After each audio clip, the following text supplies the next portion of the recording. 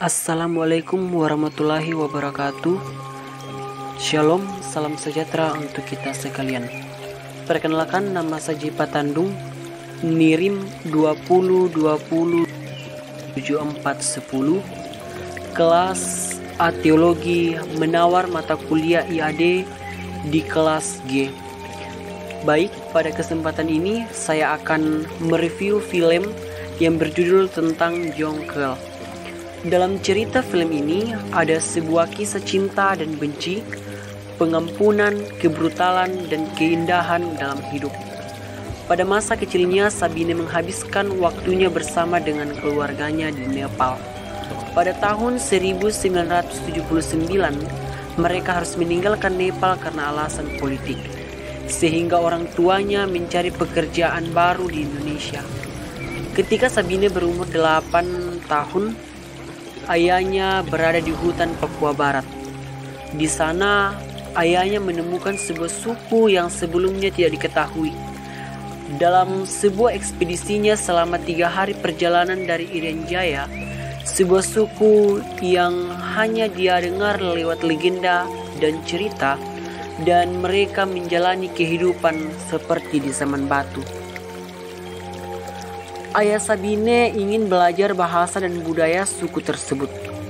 Ayahnya diterima dengan baik oleh kepala suku dan hidup di antara mereka. Setelah 5 bulan kemudian, hari yang ditunggu telah tiba, di mana Sabine menemui ayahnya sekitar 100 km ke desa terpencil suku Fayu. Di tengah hutan pada pertemuan pertama, ayahnya mengatakan kepada mereka bahwa suku Fayu tidak suka pada alat modern. Selain itu, ayahnya memperkenalkan suku Fayu akan keluarganya, dan begitu pun sebaliknya. Suku Fayu merupakan suku pemburu. Mereka hidup di tengah-tengah suku Fayu, suku yang baru saja ditemukan dan sama sekali belum tersentuh oleh peradaban modern. Seperti cerita dari atas, di tengah belantara hutan, Sabine kecil tak lagi bermain boneka, tetapi bermain dengan ular serta busur dan panah sesungguhnya. Pada kehidupan mereka saat masih tinggal di Nepal, mereka biasanya mengkonsumsi makanan seperti permen karet, tetapi saat mereka tinggal bersama dengan suku Fayu, bukan lagi permen karet yang mereka kunyah, tetapi serangga dan kelelawar.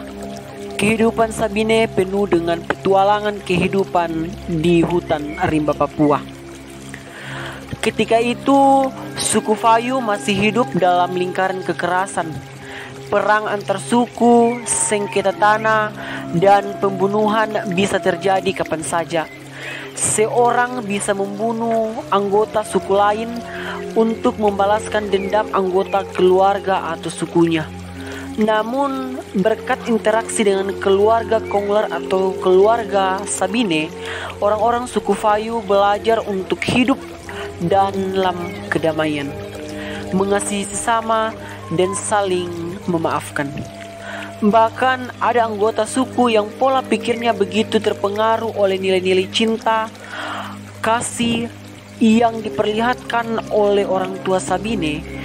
Ia menikahi hanya satu perempuan dan memperlakukannya dengan baik, bahkan bisa dibilang romantis. Kehidupan yang penuh petualangan itu terputus ketika keluarga Sabine berlibur ke Jerman untuk waktu yang cukup lama. Anak-anak keluarga Kongler atau anak-anak keluarga Sabine menikmati hal-hal baru yang mereka temukan di Eropa. Walau bukan berarti mereka bisa menjalani kehidupannya dengan mudah, dengan seperti supermarket, jalan tol, pemanas ruangan, dan terutama salju. Memang membuat anak-anak keluarga Kongler terpukau. Namun, mereka selalu rindu pada rimba Papua dan tempat-tempat Fayu mereka. Akhirnya mereka berhasil kembali ke Papua setelah orang tua Sabine ditugaskan lagi oleh sebuah organisasi lain. Pertemuan kembali dengan suku Fayu terasa mengharukan. Sabine begitu senang ketika bertemu lagi dengan teman-teman masa kecilnya. ia kembali melanjutkan hidup dengan penuh semangat. Namun, Sabine merasa sedikit bermasalah. Entah mengapa, ia rindu pada aroma kopi Jerman, roti gulung, dan cuacanya yang dingin. Hatinya terpecah.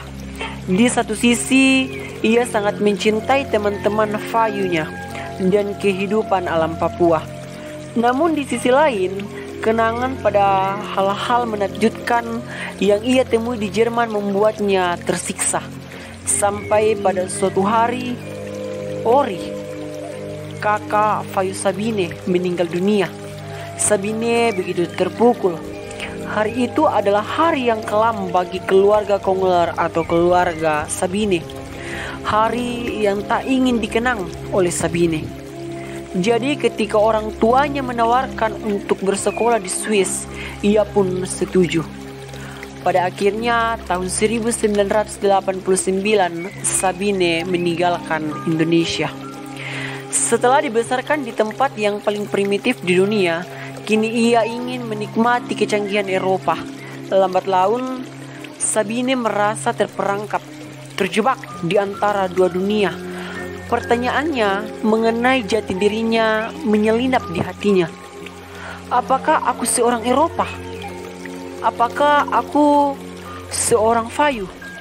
Ia mengalami geger budaya yang parah dan kerinduan pada rimba Papua membayanginya tiap hari, sehingga terbersit keinginan untuk bunuh diri. Namun bayangan tentang rimba yang indah dan mimpi tentang kakak Fayunya, Ori, berhasil meredakan kekalutan hatinya. Ia terbangun pada suatu pagi dengan tekad akan terus berjuang untuk hidupnya. Dimanapun ia berada, ia memutuskan untuk menemukan kebahagiaannya. Meskipun demikian, ia mengakui bahwa sebagian dari dirinya akan terus menjadi. Sekian review tentang film Jongkel. Saya ucapkan terima kasih. Assalamualaikum warahmatullahi wabarakatuh. Shalom, salam sejahtera untuk kita sekalian.